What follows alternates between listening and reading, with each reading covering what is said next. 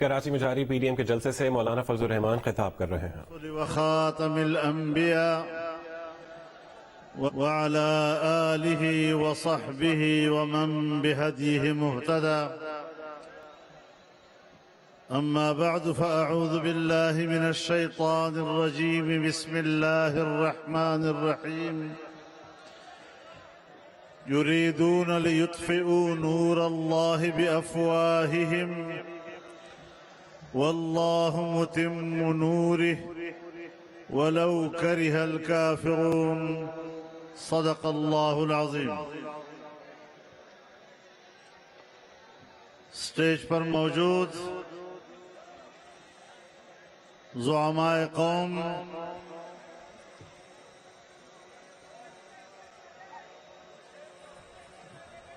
برادران ملت، میرے دوستوں، میری بہنوں،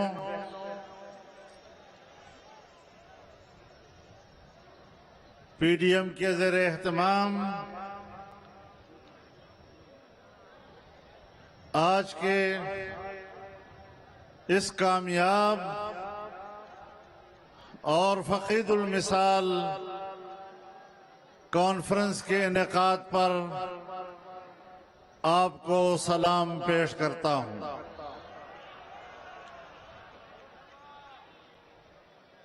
میرے محترم دوستو، پی ڈی ایم کے قائدین نے ملک کے حالات اور ملک کی سیاست کے ہر پہلو سے آپ کو آگاہ کیا۔ یقیناً میں ان کے ارشادات پر اضافہ تو نہیں کر سکتا، لیکن موجودہ جعلی حکمرانوں کی 3 سالہ کارکردگی پر اتنا تبصرہ ضرور کر سکتا ہوں کہ ان 3 سالوں میں انہوں نے پاکستانی ریاست کو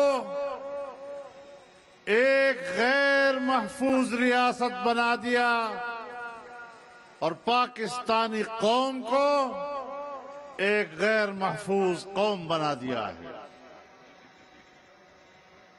قومیں آگے کی طرف بڑھتی ہیں،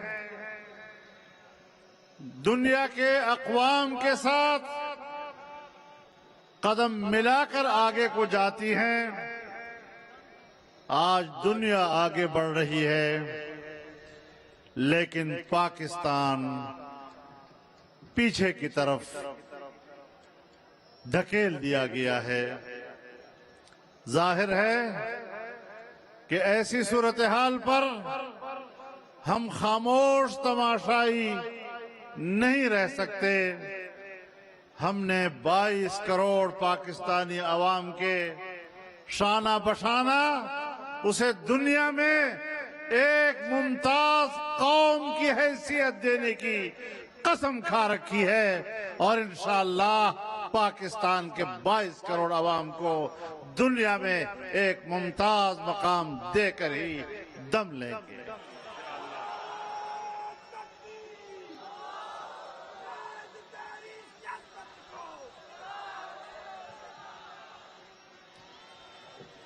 میرے محترم دوستو، بہت سے اسباب آئے، رمضان شریف گزرا، گرمی کا موسم گزرا، کرونا کی صورتحال ایک عالمی وبا کی طرح اس معاشرے پر چھا گیا، جس کی وجہ سے یقیناً پی ڈی ایم کے جلسوں کا تسلسل کچھ عرصہ کے لیے متاثر ہوا اور تبصرے ہونے لگے کہ پی ڈی ایم خاموش ہو گیا ہے آج کا جلسہ بتا رہا ہے، تا حد نظر انسانوں کا سمندر بتا رہا ہے، آپ کا جوش اور آپ کا جذبہ بتا رہا ہے کہ آپ زندہ ہیں، پی ڈی ایم زندہ ہے، ہم فعال ہیں اور ہم نے منزل کی طرف رواں دواں سفر کو نہ روکا ہے نہ روکیں گے۔ محرم کا مہینہ ہمیں یہی بتلاتا ہے کہ یزید کے ہاتھ پر بیعت نہیں کرنی ہے۔ زندہ ہے جمعیت، زندہ ہے جمعیت، یہ تیری جمعیت، یہ میری جمعیت، یہ سب کی جمعیت، زندہ ہے پی ڈی ایم، زندہ ہے پی ڈی ایم۔ میرے محترم دوستو، آج ہم پھر اس بات کا اعادہ کرتے ہیں کہ یہ حکومت ناجائز ہے، اس کو کوئی عوامی مینڈیٹ حاصل نہیں، یہ جعلی ووٹ کے ذریعے سے جبر کی بنیاد پر کرسی پر مسلط ہے، اور جو جبر کے طبقے ایسے حکمرانوں کی پشت پناہی کر رہے ہیں، انشاءاللہ ہم نے مرد میدان بن کر میدان میں ان کا بھی مقابلہ کرنا ہے اور دنیا کو بتانا ہے کہ پاکستان میں کسی خاص طبقے کو ملک کی سیاست میں حصہ لینے اور دخل اندازی کرنے کا کوئی حق حاصل نہیں ہے۔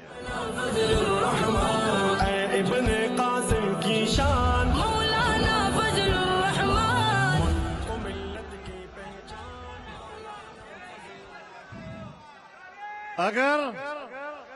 اگر ہماری فوج سیاست میں مداخلت کرتی ہے تو وہ آئین کے حلف سے روگردانی کر رہی ہے۔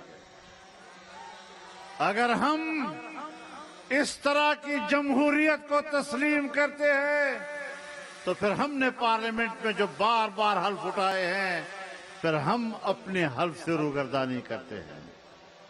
ہر ایک کو اپنے حلف پر قائم رہنا چاہیے اور ہم اپنے حلف پر قائم ہیں کہ آئین کے مطابق اس ملک کو حکمرانی دینی ہے، قانون کی بالادستی اور پارلیمنٹ کی بالادستی، اور اس کے نیچے ہم نے ملک کے نظام کو چلانا ہے۔ میرے محترم دوستو، پاکستان کی معیشت کو سالانہ ترقیاتی تخمینہ 5.5% کا قوم کو دیا گیا اور اگلے سال کے لیے 6.5% کے تخمینے کا اعلان ہوا، لیکن اس نااہل حکومت نے پاکستان کی سالانہ ترقی کا تخمینہ 0 سے بھی نیچے گرا دیا۔ آج ہماری معیشت جمود کا شکار ہے، اور یہ جو 1-2 پوائنٹ آپ بتاتے ہیں، یہ بھی تم جھوٹ بول رہے ہو۔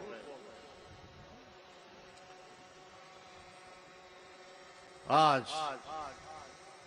تمہاری نااہلی کے نتیجے میں غریب انسان کے لیے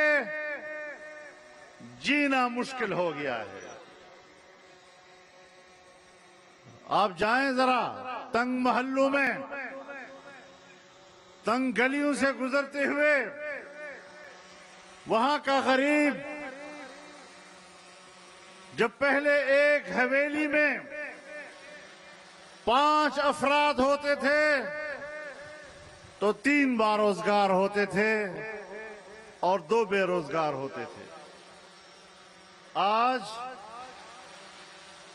ایک حویلی کے اندر اگر 5 افراد موجود ہیں تو 4 بے روزگار ہیں اور ایک ہی مشکل سے روزگار پر ہے۔ آپ بتائیں، ایک آدمی اس معمولی سی مزدوری میں پورے خاندان کو کیسے پال سکے گا؟ آج غریب آدمی کی جیب میں اتنا پیسہ نہیں ہے کہ وہ بازار سے راشن خرید کر لا سکے۔ کئی 100 گنا مہنگائی بڑھ گئی ہے۔ آج گندم اور آٹا نہیں مل رہا ہے، आज चीनी नापेद हो रही है, आज घी लोगों को नहीं मिल रहा, आज दवाइयों की कीमतें कहां पहुंच गई हैं। चंद रोज पहले मैं एक डॉक्टर से बात कर रहा था जो अपने क्लिनिक का मालिक है, मेडिकल सेंटर का मालिक है। वो कहता है मैं अपने इलाज के लिए दवाई नहीं खरीद सकता, इतनी महंगी हो गई है। कहां तूने मुल्क को पहुंचा दिया। पाकिस्तान इसलिए हासिल किया गया था कि यहां सिर्फ चंद लोग अय्याशियां करेंगे और ऐसे नाअहल लोग कौम पर हुकूमत करेंगे। पाकिस्तान नाअहलों के लिए नहीं बना था। लोगों उठो, इनकलाब लाओ। ऐ इब्ने कासिम की शान, मौलाना फजलुर रहमान, मुल्क को मिल्लत की पहचान, मौलाना फजलुर रहमान। और हमने इनकलाब के अलावा कोई रास्ता नहीं, और दुनिया को बताना है कि हमने जो अहद पैमान किया है आपस में भी और कौम के साथ भी, इंशाअल्लाह उस अहद पैमान पर हम पूरा उतरेंगे।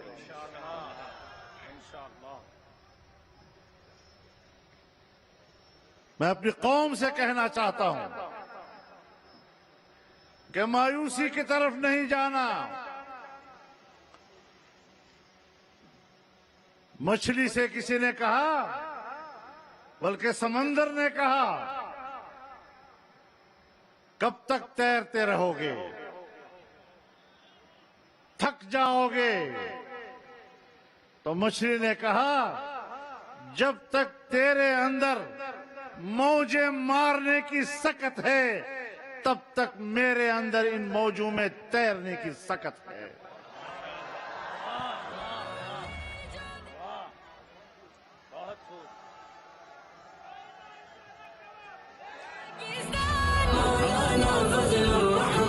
हम थके नहीं हैं।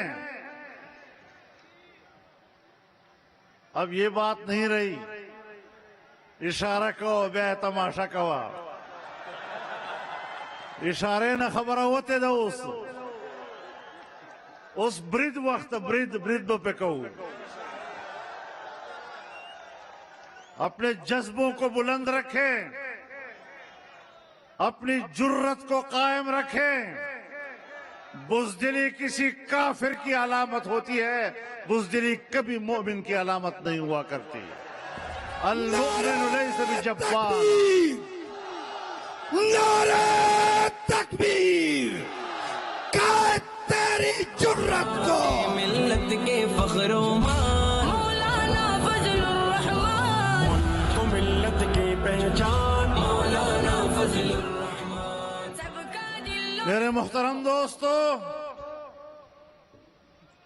जब आपकी मईशत कमजोर है, आप कभी भी एक कामयाब खारजा पॉलिसी नहीं बना सकते। जब तक आप दुनिया के मफादात अपने साथ वाबस्ता नहीं कर सकेंगे, आप अपने मुल्क के लिए दोस्त पैदा नहीं कर सकेंगे। हुकूमत है, चीन इस खित्ते की सुपर ताकत है। अक़वाम मुत्तहिदा और सलामती काउंसिल की वीटो पावर है, लेकिन हमने चीन से कहा कि पाकिस्तान के रास्ते से आप दुनिया के साथ तिजारत कर सकते हैं, और सियासी जमातों ने, मियां नवाज शरीफ साहब ने सीपैक का इफ्तिताह किया, काम शुरू हुआ। چین کے مقابلے میں عالمی قوتوں کو برداشت نہیں ہوا۔ جب پاکستان ترقی کی راہ پہ جانے لگا، چین جیسی قوت اس نے دنیا میں تجارت کرنے کے لیے پاکستان کے راستے کو ترجیح دی۔ یہ پاکستان کی بہت بڑی کامیابی تھی۔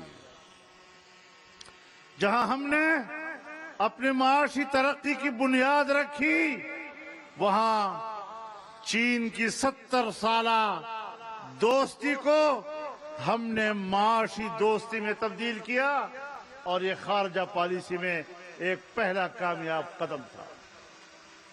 لیکن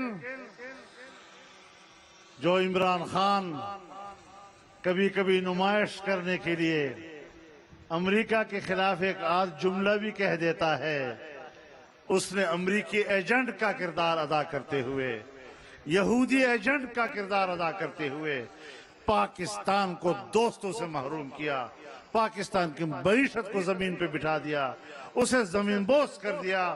آج ہم تنہائی کا شکار ہیں۔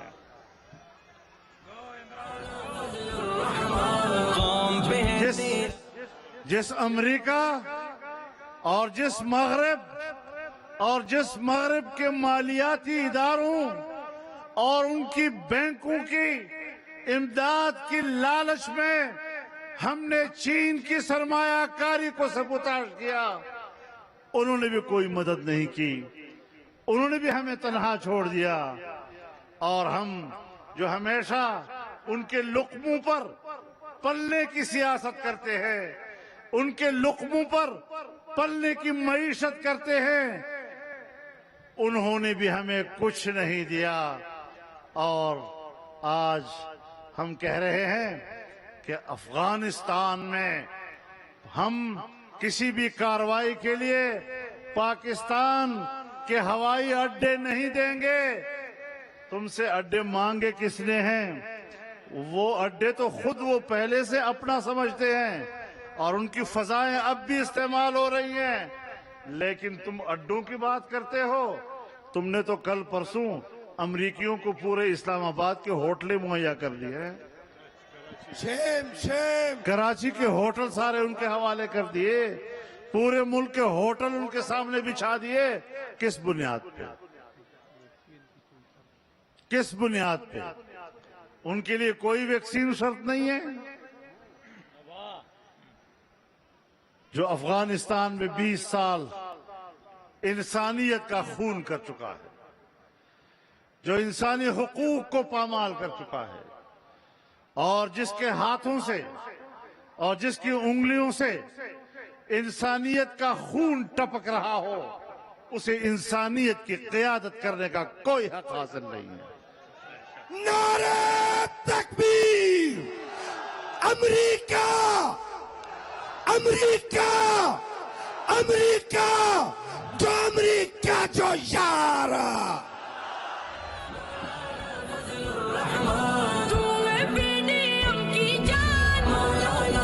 میرے محترم دوستو، آج ہم نے کس کے مفادات کے لیے اپنے جغرافیے کو تبدیل کر دیا ہے؟ ہم نے کشمیر بیچ دیا اس مودی کو، جو مودی ہمارا فون سننے کے لیے تیار نہیں، جو مودی ہمارا فون اٹھانے کو تیار نہیں۔ ہم نے کشمیر اس کو بیچ دیا، اور جو بقیہ کشمیر رہ گیا ہے، اس بقیہ کشمیر پر کہتا ہے کہ میری حکومت آئی تو میں آزاد کشمیر کے لوگوں کو ریفرنڈم کی اجازت دوں گا۔ ان کی مرضی ہے وہ آزاد زندگی گزاریں، ان کی مرضی ہے وہ پاکستان کے ساتھ رہیں۔ تمہیں تو پاکستان کا ریاستی موقف ہی معلوم نہیں ہے۔ جمعیت کی آن و شان مولانا فضل الرحمان، جس وزیر اعظم کو یہ تک معلوم نہ ہو کہ کشمیر پر پاکستان کا ریاستی موقف کیا ہے، 48 اور 49 کی سلامتی کونسل کی قراردادیں کیا تقاضا کرتی ہیں؟ ایسے شخص کے ہاتھ میں کشمیر دینا یہ کشمیر کو بیچنے کے مترادف ہے۔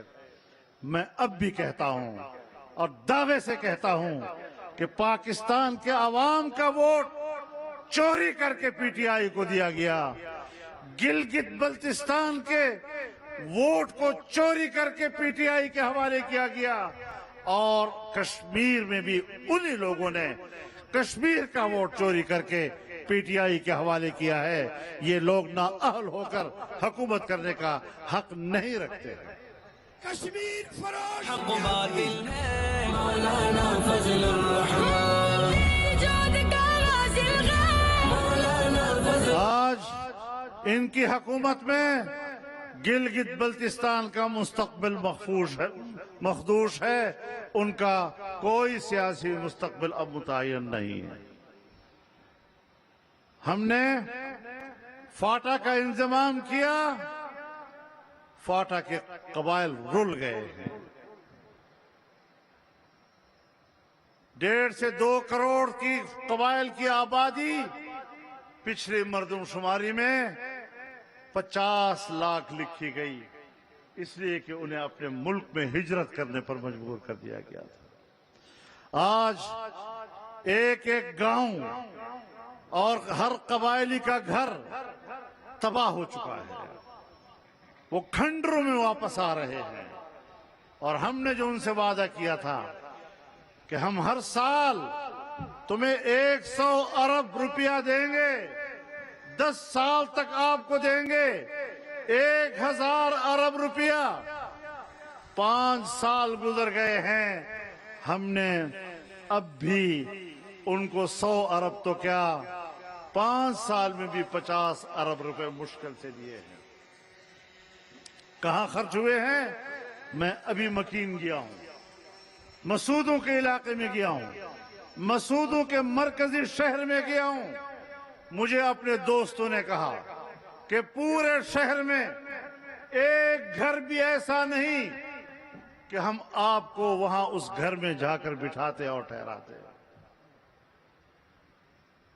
ایک گھر بھی ایسا نہیں ہے جو اس قابل ہو کہ ہم آپ کو بطور مہمان کے اس گھر میں جا کر بٹھا سکتے ہیں۔ اور بالآخر ہمیں ایک سکول میں آپ کے لیے جگہ بنانی پڑی، مہمانوں کے لیے۔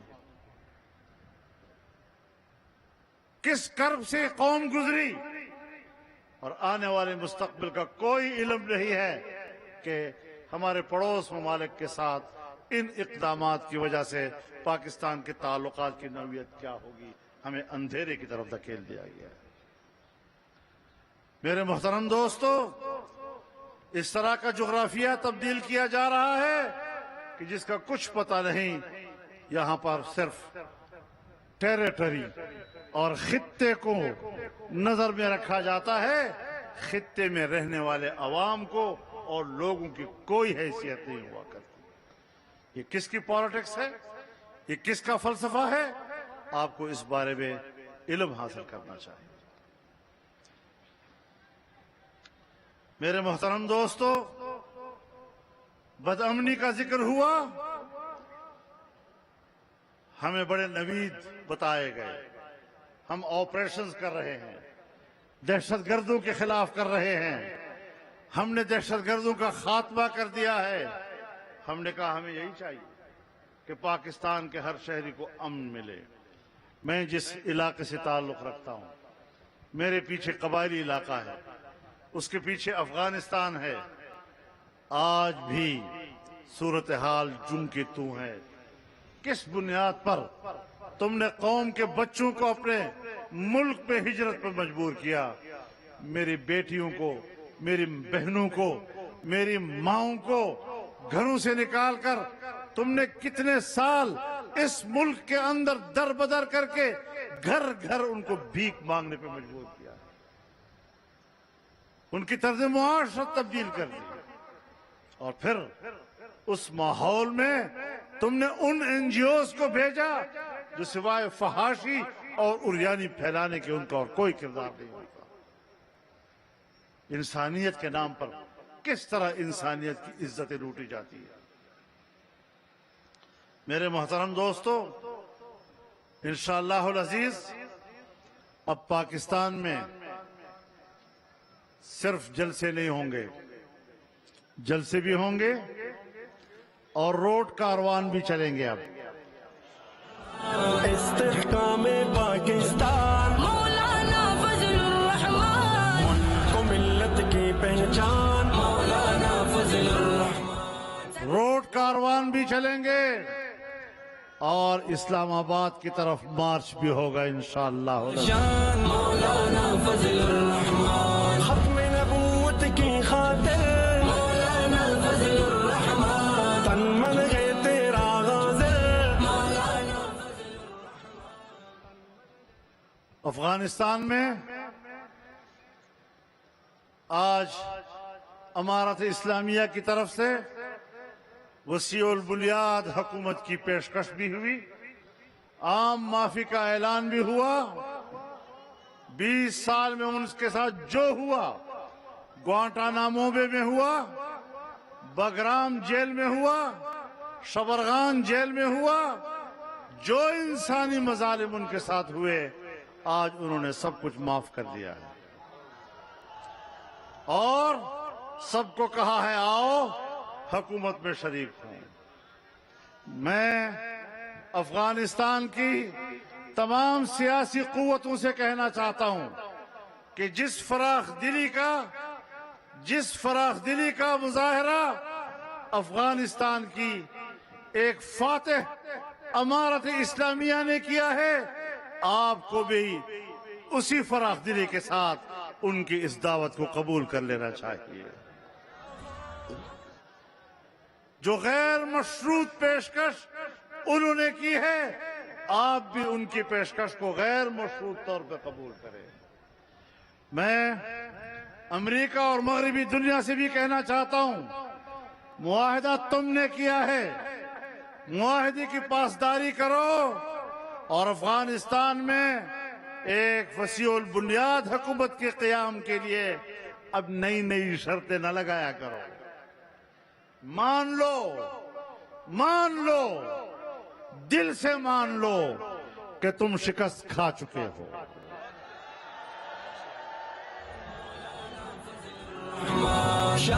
اگر امریکہ اور ناٹو افغانستان کی شکست خوردہ قوتیں ہیں، کبھی شکست خوردہ قوت اخلاقی طور پر بھی یہ جرت نہیں کیا کرتا کہ وہ نئی شرائط لگائے اور بلیک میل کرنے کی کوشش کرے۔ اور ہم چاہتے ہیں کہ خطے میں امن ہو، ہم چاہتے ہیں کہ پڑوسی ممالک کے ساتھ پاکستان کے مستحکم اور اچھے تعلقات ہوں۔ ہم افغانستان کے اندر وہاں کا سیاسی استحکام پاکستان کا مفاد سمجھتے ہیں۔ ایران کے ساتھ تعلق، چائنا کے ساتھ تعلق، ہندوستان کی صورتحال پر ایک مضبوط عوام کی نمائندہ حکومت ہی کوئی پالیسی بنا سکتی ہے۔ یہ ڈرپوک، اب کیا ان کو کہوں، یہ کیا چیز ہے، یہ پاکستان کی پالیسی بنا سکتے ہیں؟ یہ اس بات کی پالیسی بنا سکتے ہیں کہ ہم نے آج کا دن کس نشے میں گزارنا ہے؟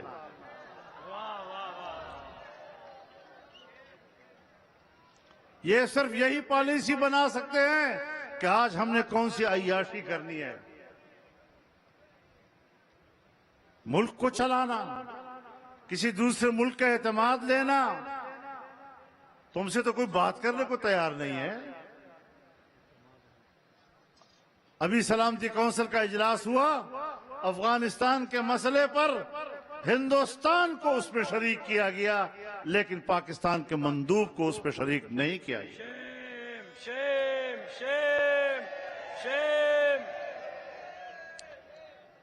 تم نے انسانی حقوق، اقوام متحدہ کے انسانی حقوق کمیشن میں ایک قرارداد پیش کی، تمہیں تو یہ بھی پتہ نہیں تھا کہ اس کمیشن کے ارکان کتنے ہیں۔ हमारी वजारत खारजा बयान देती थी 57 ममालिक की हमें हिमायत हासिल है, 57 ममालिक की। पता चला कि कुल अराकीन ही 47 हैं, 57 हैं ही नहीं।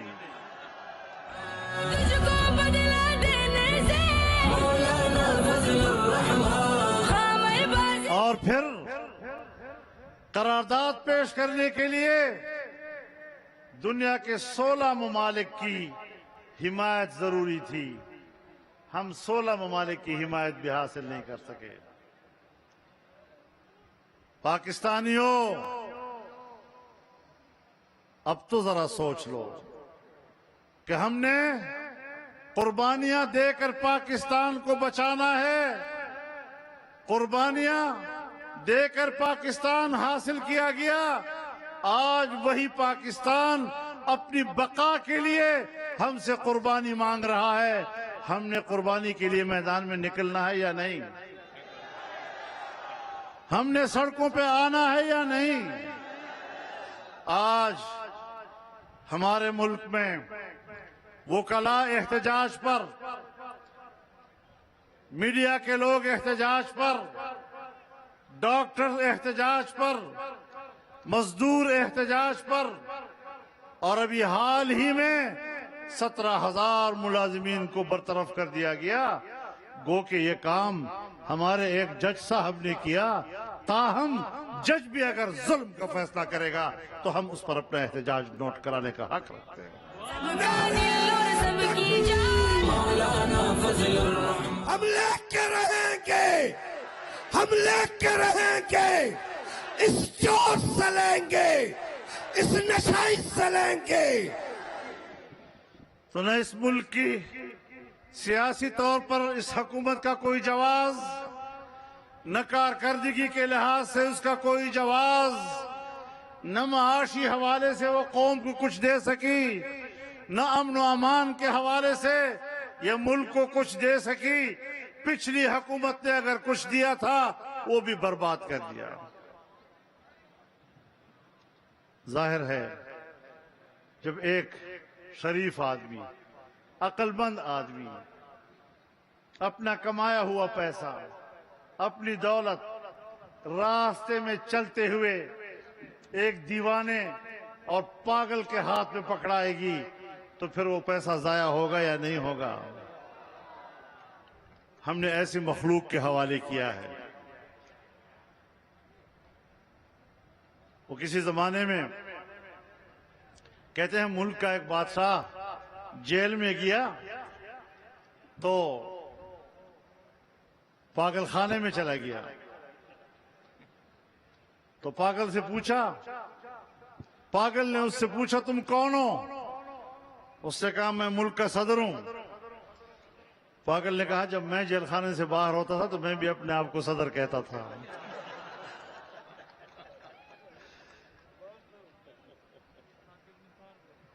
ये वही लोग हैं।